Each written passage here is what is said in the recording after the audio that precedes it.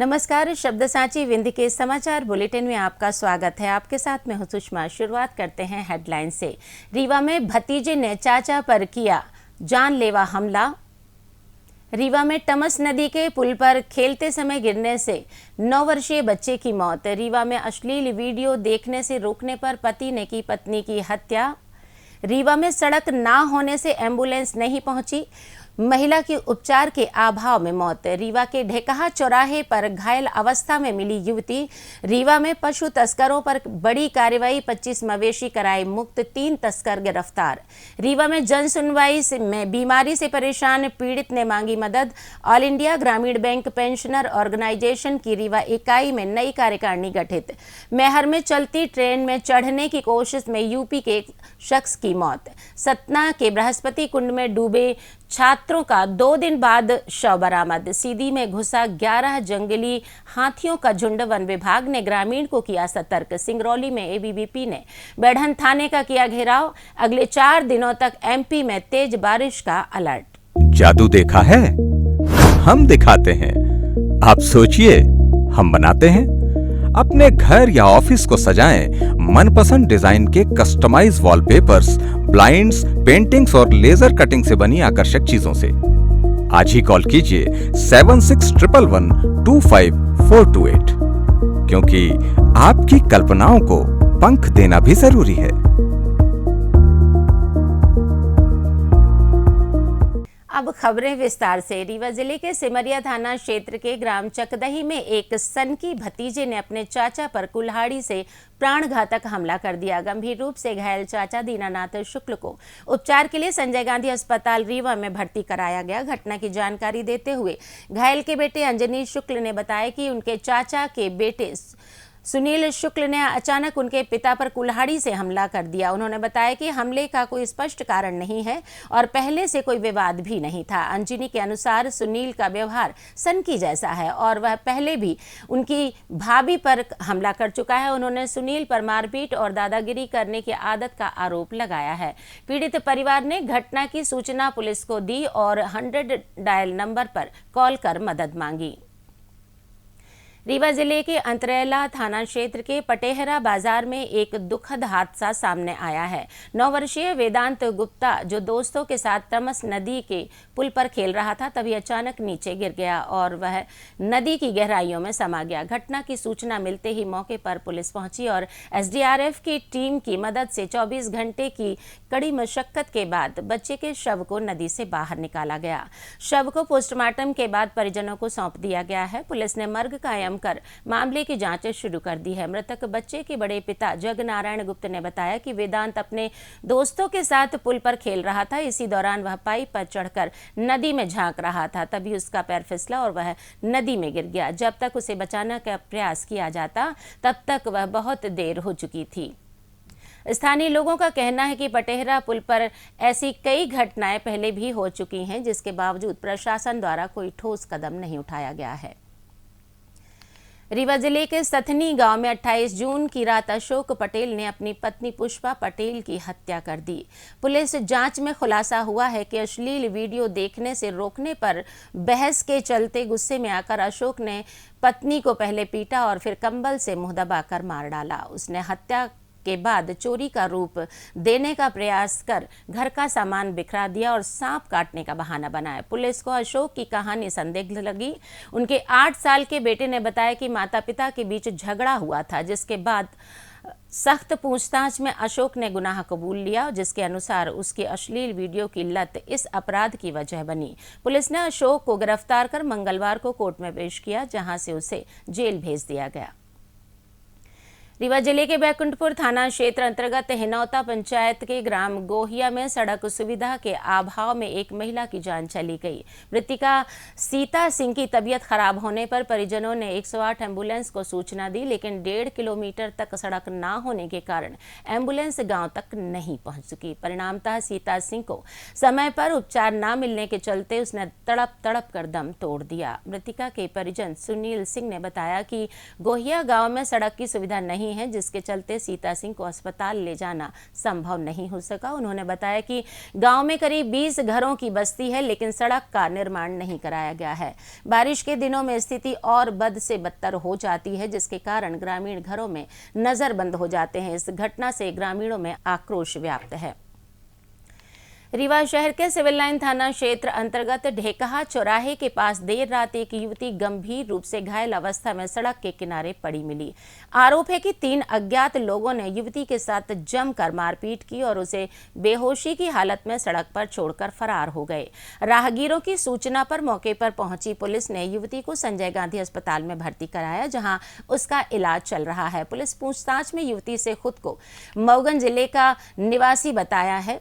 हालांकि वह रीवा कैसे पहुंची और उसके साथ मारपीट करने वाले कौन लोग थे, इसकी जांच पुलिस कर रही है। घटना के पीछे के कारणों का पता लगाने के साथ ही पुलिस यह भी जांच कर रही है कि युवती द्वारा बताए गए घटनाक्रम में कितनी सच्चाई है या इसका कोई अन्य भी कारण है।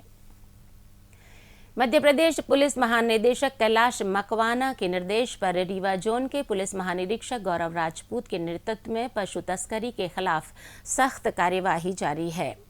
गोपनीय सूचना के आधार पर गढ़ थाना पुलिस ने एक ट्रक से क्रूरतापूर्वक बूचड़खानों ले जाए जा रहे 25 मवेशियों को मुक्त कराया और उन्हें गौशालाओं में भेजा। इस ऑपरेशन में 3 पशु तस्करों को भी गिरफ्तार किया गया है। उनके खिलाफ पशु क्रूरता निवारण अधिनियम और मोटर व्हीकल एक्ट के तहत कार्रवाई की गई है। मंगलवार को कलेक्टर कार्यालय रीवा में आयोजित जन सुनवाई में एडीएम सपना त्रिपाठी ने जिले भर से आए आवेदकों की समस्याएं सुनी और संबंधित विभागों को कार्यवाही के निर्देश दिए। बाणसागर कॉलोनी के सौंधिया ने बताया कि वह लकवा और पैरों की गंभीर बीमारी से पीड़ित है। उन्होंने शासन से इलाज के लिए यथासंभव सहायता की मांग की है। जन सुनवाई में सबसे अधिक शिकायतें राजस्व विभाग की आईं, खासकर पटवारी और आरआई से संबंधित शिकायतें ज्यादा रहीं। गोविंदगढ़ के एक पीड़ित ने आरोप लगाया है कि पटवारी ने घूस लेकर उनकी जमीन की पत्थरगड्डी गलत तरीके से दूसरे के नाम कर दी है। एसडीएम ने सभी शिकायतों को त्वरित कार्यवाही के निर्देश दिए हैं। क्या नाम है? बाया संध्या। कहाँ से आए हो? बासार कॉलोनी। ये साहब क्या काहे के लिए आए थे? लोपा। इलाज के लिए मांग? हाँ। क्या हो गया था? दोनों से था। अच्छा जी। इससे सहायता नहीं मिलती है? हाँ। क्या बोले साहब लोग? हाँ नीचे। अच्छा लिख दिए हैं? हाँ। जी मेरी ज़मीन है। मेरा नाम सुनील कुमार तिवारी है। मैं ज़मीन के बारे में है जी सर, मैं बहुत परेशान हूँ। राज प्रशासन मिलके मुझे परेशान कर रहा है। सुन लीजिए, जो न्यायालय से फैसला हुआ है और इसके बाद आरआई और पटवारी जाके मेरे खेत में ज़बरदस्ती पाथर गड़वा के वहीं पे ट्रैक्टर बुलवा के जुताई करा के उसको कब्जा दिलवा के आए हैं। जो एसडीएम साहब के यहाँ से हमारा फैसला हो गया था मेरे पक्ष में, वो फिर राजस्व विभाग मिलके फिर मुझे वही गरीब आदमी को परेशान कर रहे हैं साहब। All India Gramin Bank Pensioners Organisation Unit Rewa की आम सभा में नई कार्यकारिणी का गठन हुआ। चुनाव अधिकारी वीरेंद्र कुमार मिश्र की देखरेख में विशाल कुमार जैन को अध्यक्ष, अतुल निगम को उपाध्यक्ष, गोपाल पुरी को सचिव और श्रवण कुमार कपूर को कोषाध्यक्ष चुना गया है। नवनिर्वाचित पदाधिकारियों ने सदस्यों का आभार जताया और सेवानिवृत्त कर्मचारियों की समस्याओं के समाधान के लिए सहयोग का संकल्प लिया। रमाशंकर पटेरिया, अनूप सिंह, आशा सक्सेना, राजेंद्र श्रीवास्तव सहित अन्य सदस्यों ने नई कार्यकारिणी को बधाई दी है। मैहर रेलवे स्टेशन पर सोमवार शाम करीब 5 बजे दादर वाराणसी ट्रेन में चढ़ने की कोशिश के दौरान 45 वर्षीय प्यारेलाल कनौजिया की दर्दनाक मौत हो गई।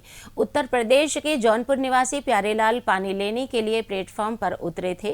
ट्रेन के चलने पर उन्होंने चढ़ने का प्रयास किया, लेकिन पैर फिसलने से ट्रैक पर गिर गए। पहली बार गिरने पर एक यात्री ने उन्हें संभाला, लेकिन दोबारा कोशिश में वे पैर ट्रैक पर जा गिरे, जिससे उनका बायां हाथ और पैर का पंजा बुरी तरह क्षतिग्रस्त हो गया। यह पूरी घटना सीसीटीवी कैमरे में कैद हुई। घायल प्यारेलाल को पहले मैहर सिविल अस्पताल से ले जाया गया, जहां से जबलपुर रेफर कर दिया गया, जहां मंगलवार को इलाज के दौरान उनकी मौत हो गई। जीआरपी चौकी प्रभारी के अनुसार प्यारेलाल अपने परिवार के साथ यात्रा कर रहे थे। उनके शव को अंतिम संस्कार के लिए जौनपुर भेजा गया। यह हादसा चलती ट्रेन में चढ़ने का खतरा मोल लेकर जानबूझकर अपनी जान गंवाने वालों के लिए बड़ा सबक है, जो ऐसे बहुत से हादसों को उजागर करता है। सतना पन्ना जिले की सीमा पर स्थित बृहस्पति कुंड पिकनिक स्पॉट में रविवार शाम को नहाने के दौरान डूबे 3 युवकों का शव बरामद कर लिया गया है। मंगलवार को सुबह 9 बजे एसडीआरएफ ने सतना के भरहुत नगर निवासी कृष्णा शर्मा और त्वरित चौधरी के शव बाधिन नदी से निकाले, जबकि पन्ना के जिगदहा निवासी अभिषेक ढीमर का शव सोमवार शाम को ही बरामद हो गया था। तीनों युवक सतना में एक कॉलेज में ही पढ़ते थे और 8 दोस्तों के साथ बाइक से बृहस्पति कुंड पिकनिक के लिए गए थे, जहां 600 फीट नीचे जलप्रपात में नहाते समय तीनों गहरे पानी में डूब गए। अन्य दोस्तों ने तुरंत पुलिस को सूचना दी। एसडीआरएफ की टीम ने सत्यपाल जैन के नेतृत्व में 2 दिन तक रेस्क्यू ऑपरेशन चलाया। ऑपरेशन में बरौंधा टीआई अभिनव सिंह, पन्ना के ब्रजपुर टीआई महेंद्र सिंह भदौरिया और पुलिस बल मौजूद रहा। बता दें कि इस तरह के हादसे पिकनिक स्थलों पर सुरक्षा के अभाव और गहरे पानी के खतरों को उजागर करते हैं।